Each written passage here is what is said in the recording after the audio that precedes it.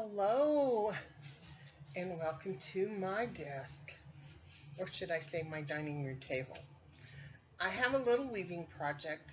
I have these huge piles right over here of all kinds of things I've got to do kits on today and videos, and we're going to start with something that's a little more fun and hope you enjoy this. On all the kits that I've done this time around for Disabled Artists Foundation is hit and miss on how many I have. I have greatest intentions, but sometimes you can only get so many done.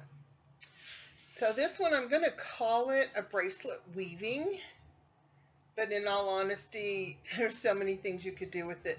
I could actually see this being on the spine of a book, on the side cover, on the edge on a cover, inside on a page. It's thick, but it's not crazy thick, but it could easily be a bracelet. So first things first, I'm going to show you what I'm using for the loom. This makes it inexpensive to ship, and it's something everybody can get a hold of. And this is my wooden loom, and I brought this one so that I could kind of show you how to weave a little bit and how to take it off the loom and all of that. My other weaving project, you're going to get someone else's video because I don't have time to get it into the stages. So what you're going to get is you're going to get a piece of foam core board. This board is 11 inches. I think that I cut this down to be 10 inches because I wanted some give and some room in it. But I warp it on both sides, so that gives you room for tying it onto something if you want to. So you're going to take your piece of foam core, and we already determined it's 11 inches. So I am going to cut ½ inch off, and you can use scissors. I will use my X-Acto knife because to me it's just easier. So I'm going to cut ½ inch off. And you may have to go through it twice, and then I'm going to cut ½ inch again. Now I do hope that this makes it through the mail okay. In the process of using it, holding it in your lap and things, it will bend. It's foam core. As you can see, I've bent mine here, but it still works. If it bends real early in your weaving, you may want to like glue a popsicle stick to this on this side or the back side. It's very easy to work with regardless. So our next step is I forgot the glue. So hold on just a second while I run to the other room. Okay. Yeah, I had all these things to grab and I thought I got it all, but I missed the glue. So I'm going to take this little ½ inch, and I have art glitter glue. I have Fabri-Tac, and I have Eileen's Tacky Glue. Any glue will work. I find that this one is going to hold up faster. And I don't know if you can see my pretty little dangle. Isn't that beautiful? I got that from Junk Journal Johnny, the Junk Journal shop. So get the glue down here. I haven't used this for a while. It's probably gotten a little thick. Just going to put a little bit of glue on it. And I'm going to put it down here on this end. And if you've never woven before, this just gives you room to get in and under when you weave it. And then I'm going to do the same thing with this piece. Now, if by chance, when this comes in the mail, you know how those mail bags can turn out sometimes. If it comes kind of boogered up, you can always use cardboard and just do the same thing. Because, you know, cardboard is something that's around all the time. So, you definitely want something a little heavier than, say, even chipboard, unless it's a, you know, the back of a notebook thing. or a tablet or something. So I'm just going to give this a little pressure because I want to work right on it right away. That's why I chose that glue. So now I'm going to take my X-Acto knife and make slots. You don't have to go all the way to the back, but if you do, it's okay. I have 1, 2, 3, 4, 5, 6, 7, 8, 9, 10, 11. So you want to take this, and if you want to be evenly spaced in everything, you can easily take your ruler and draw your marks, or hold it like this and do your marks. This is 3 inches, so I'll start here at 1.5, and I'm going to make sure I get through at least the first layer, and I'm just going to go every 1/4 of an inch. Normally I would probably just eyeball this, but hey, it's your call. Whatever you want to do. And if you look close at the other one I have started, I know I eyeballed that. But the one thing you want to do, just to kind of keep everything nice and straight, is do the same thing at the other end.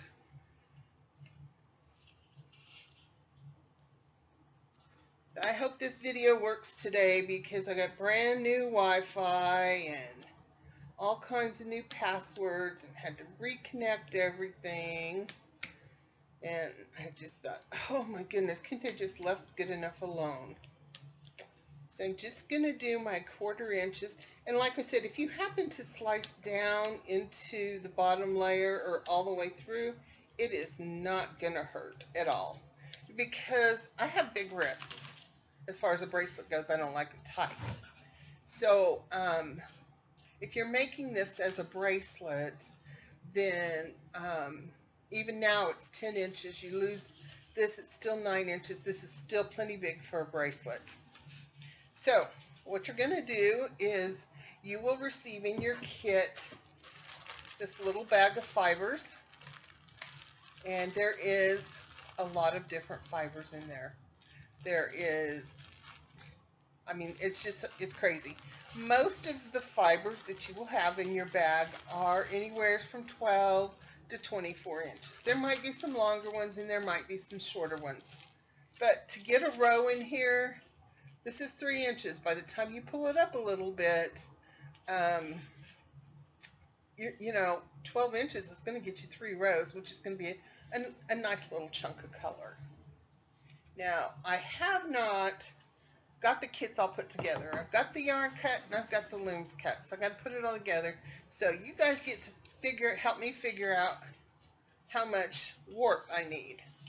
So if this is finished, is close enough to 10 for me, I'm going to leave a nice long tail. Now, you can do this 2 different ways. You can put this in the, okay, you're going to have to hold that. Put it in the groove. Okay, so I'm wrong. Yep, I said that here on national TV. Okay, so maybe we're not national. Go ahead and put it all the way through. Now, if you can see how I'm cutting this, I'm kind of going like this. So my part that's going through to the other side is just a tiny bit at the tip. And all that's going to do is just give us a little bit of lock in our warp thread. And some of them I already had went through, so it's not really a big deal. So, as Willy Wonka says, strike that, reverse it, or something like that. Okay.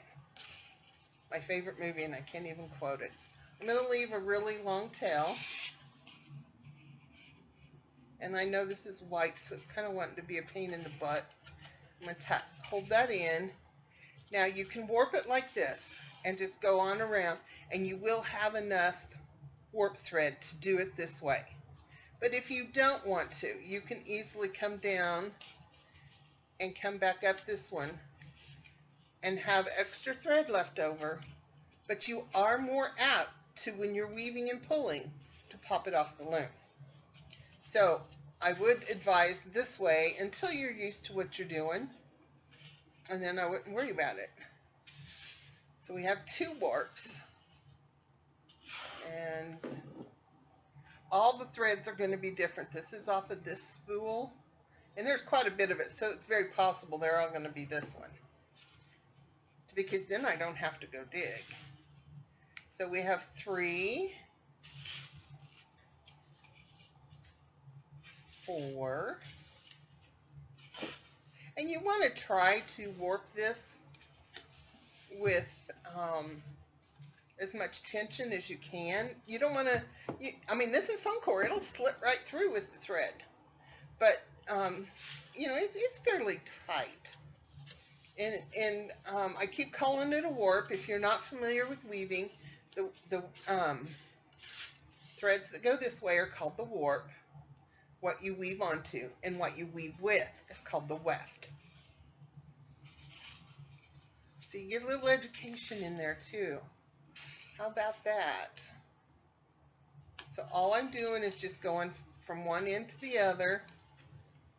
Yeah, I know, this is boring, but there's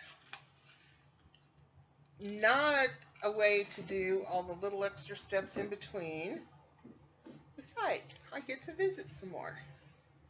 So, we're almost done.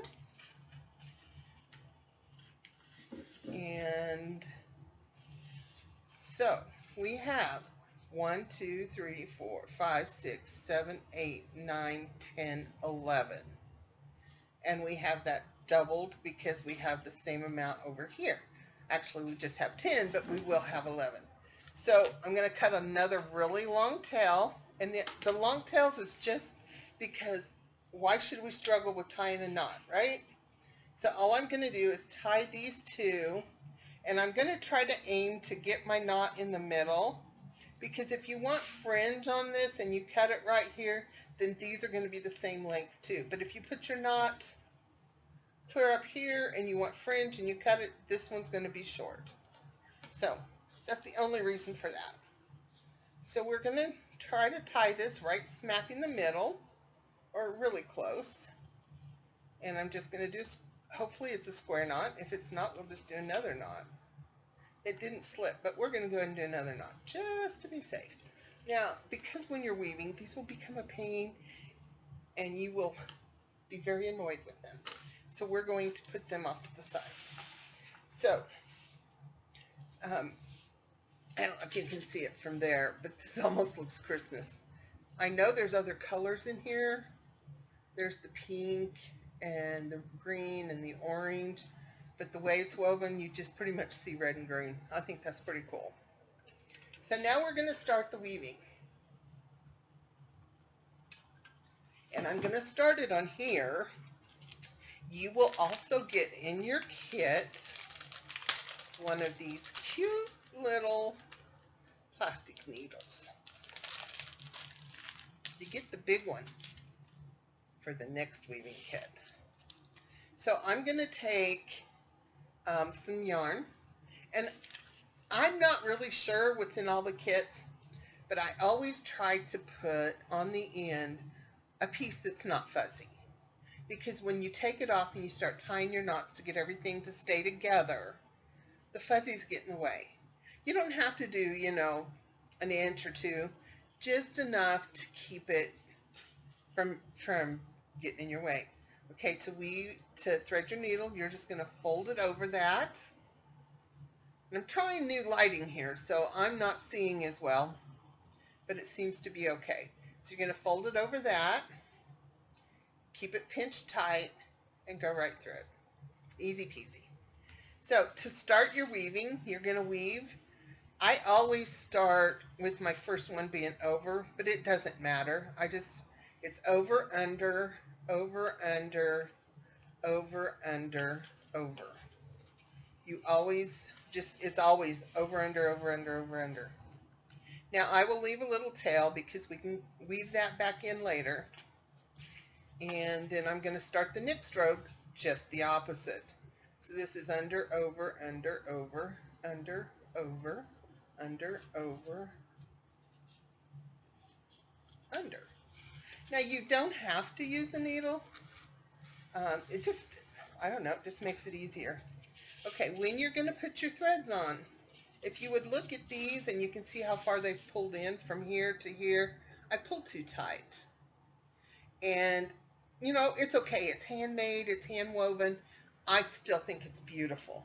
But if you want to keep it nice and even, the fuzzies help hide that. But don't pull it real tight. When you get it to this point, leave a little bit of an arch in it.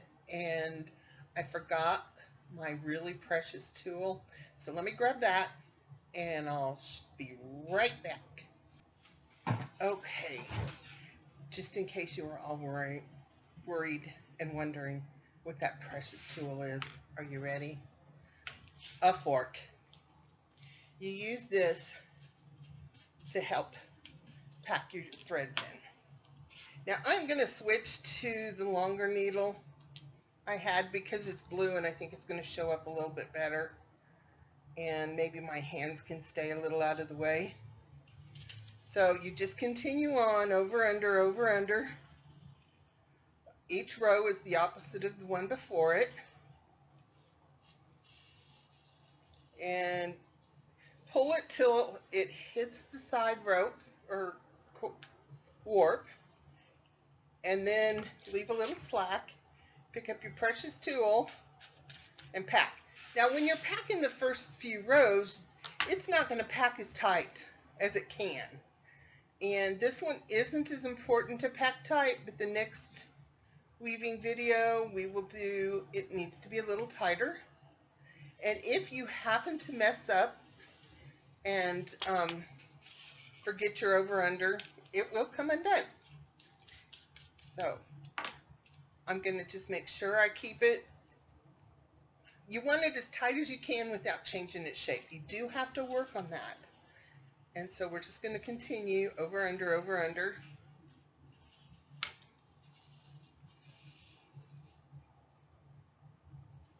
And then pack it down.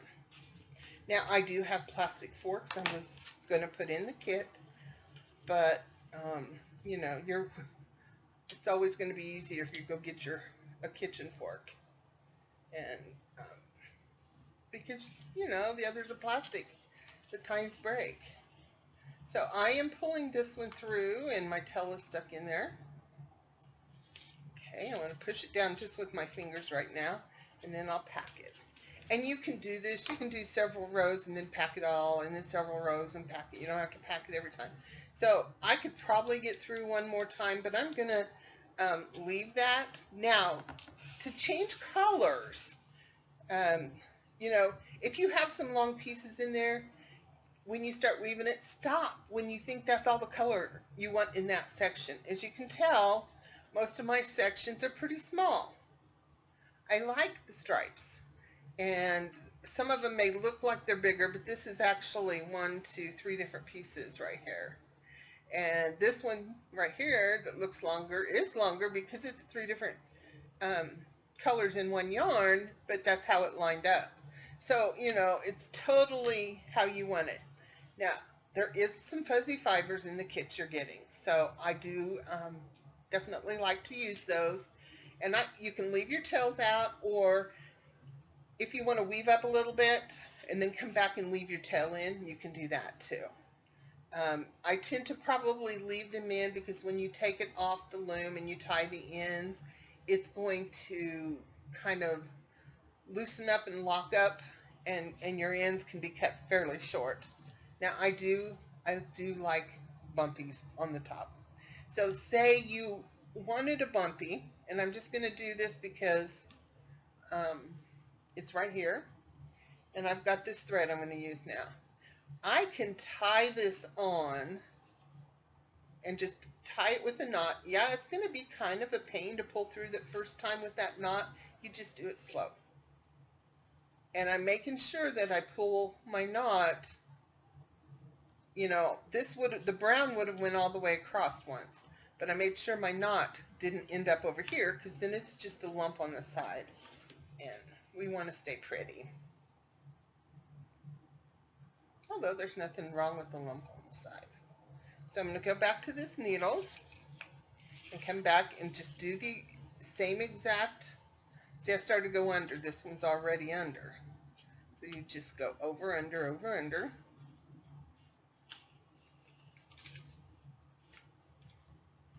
Get my expensive tool out of the way.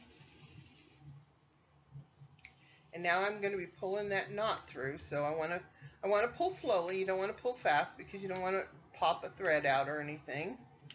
And that's a tail of the other yarn right there. So we'll pack that down. And we're just going to continue back. And this is a fun yarn.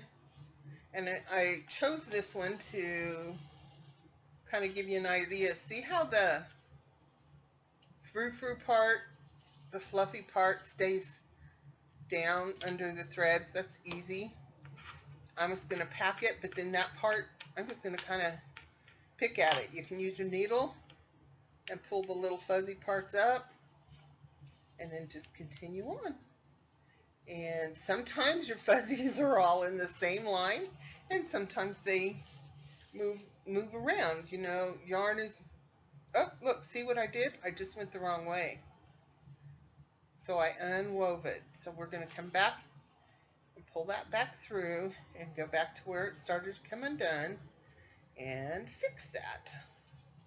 So see, it happens. It easily happens.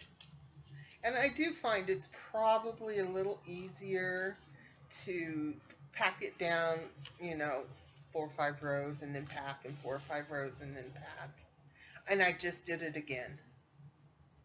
I should not be talking and weaving at the same time. Okay. So we're going to do that. Excuse me. Now I'm going over and under. This one should stay. If it doesn't, I'm quitting. No, not really. Just, see, now you know it happens to everybody.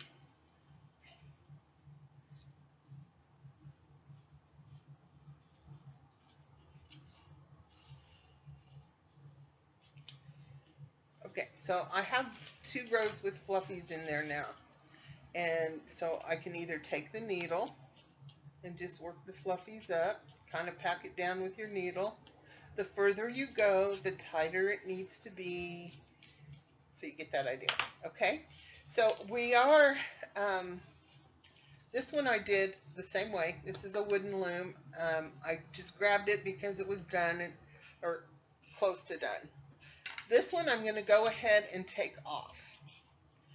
Yes, it could be longer. And it's probably not long enough for a bracelet for me yet, but that's okay.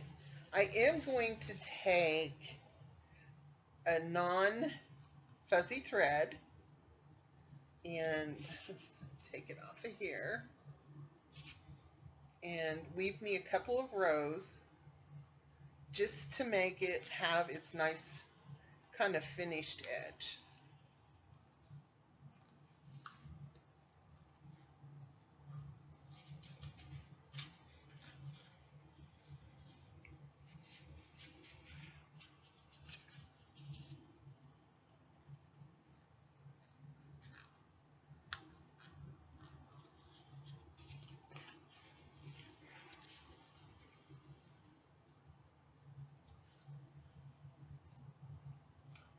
Over, under. Now this is a satiny, silky kind of ribbon yarn. So, and another thing, if you're weaving along and you're not getting the loopies you want, there's no reason you can't pull up a little loopy here and a little loopy there. And then when you pack it down, you'll pinch those in and it'll look like it was supposed to be there. There's so many things you can do with weaving. So I'm going to stop there, and yes, it's nice and loose. We're going to get our magical, expensive tool and pack it down. This should be woven in. I'm just going to snip it off, and we can weave it in later. So to take this off of the loom, I'm going to come to the back side. As you can see, my threads here are all twisted around. The ends got in my way and drove me nuts. So I tied another knot, and it got loose. So I just kind of rigged it up to be as strong as I could make it. So I'm going to snip that one above the knot, and I did exactly what I told you not to do and tied it up high, but that was when I was starting. So now, knowing that this is how long it is, instead of cutting in the middle, I'm going to cut about right here. That's going to give me pretty good ends. Now, I've cut it so it still stays on. Because this end is a lot tighter as far as packed in than this one is, I'm going to go ahead and pull this one out. And I'm just going to pull out 2 strings. And I'm going to tie them together. Now, if you want, you can pull out 2 and 2 and treat them as one, which is just as easy. But for now, I'm just going to do it this way because this is pretty loose down here. And I'm just going to tie an overhand knot, and I'm going to pull it till it snugs up and catches that. Double knot. And we will do this again. Just 2 threads, tie a knot, and another knot. And if you want to be more secure, you can tie a 3rd knot. This thread is made for warping, and so it is definitely going to hold up well and hold its knot. I keep wanting to make a bow.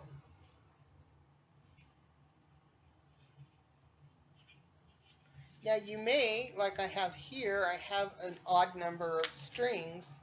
So what I'm going to do is I'm going to go ahead and tie this one. And I will use the last, see, there goes the bow again. Oh, goodness gracious. Sorry about that. I was too busy watching myself to look at the screen. Okay, so there's 3 left. I'm going to take all 3 of those off, and I'm going to use 2 in one side and 1 in the other. And just tie that. And tie another one. Okay, so this end is done. All the ends are knotted. You can cut it off and have a fringe. I would suggest not cutting it off until you have woven all of your ends and stuff in. Excuse me just a moment.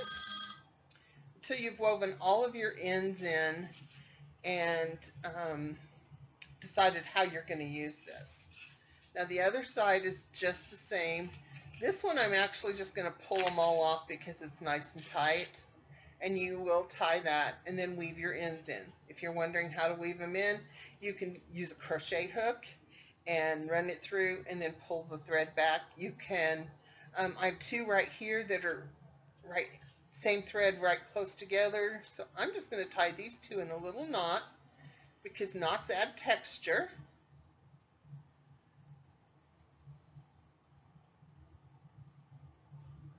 And then I'm going to snip it. And so I got a little tail thingy there that's added pretty. And knowing how tight that is, that one should be able to be just snipped right out. I do leave a little tail because that way they've got some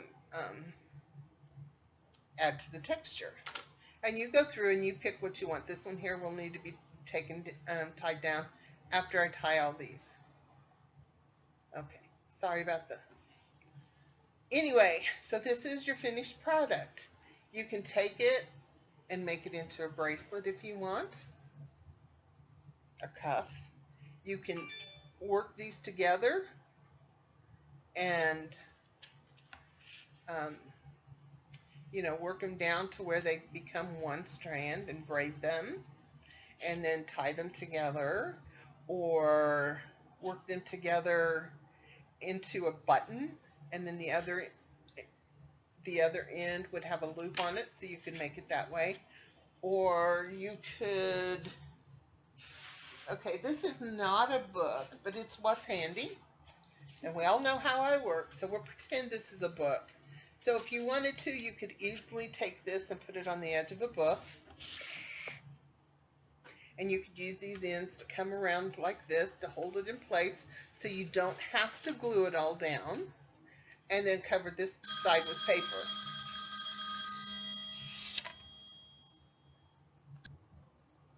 So I will finish this up. I had to get off for a couple of phone calls, and honestly I don't remember where I was, but you've seen how to take it off and how to finish your ends, and then you can do it for however you want to do it. I think in the kit I will add a button so that if you want to like just tie a knot right here, that makes that whole thing kind of a button loop, and then you can put a button on the other end and make it a bracelet or a closure. Or if this is your book, you could easily do that as the closure or just the decoration or the spine. So it's totally up to how you want to use it. If your loom gets a bend like mine did, I could still use this. If the bend is bothersome, glue another piece of cardboard probably to the back, because you like the space between that this extra layer gives you is really nice. It lets you have room to work. So with that being said, I'm going to call this one finished. If you have any questions, you know how to get a hold of me. You can leave a comment below, and I would love it if you would subscribe and ring my bell. Thank you. Have a great day.